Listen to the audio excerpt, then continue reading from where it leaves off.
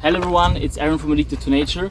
We are right now in Sicily, near Gibilmanna, and as you see, everything here is burned.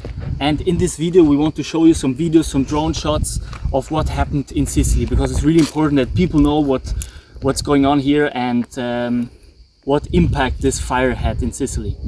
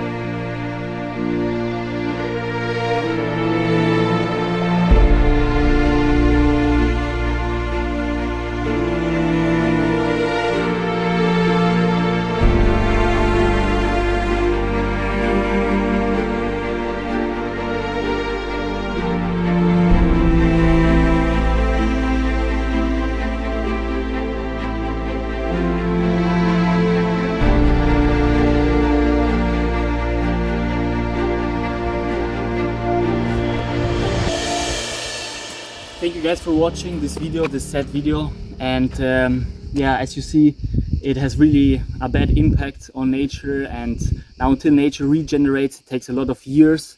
I hope you enjoyed this video, and no, I hope you didn't enjoy this video, and see you on the next adventure. Bye.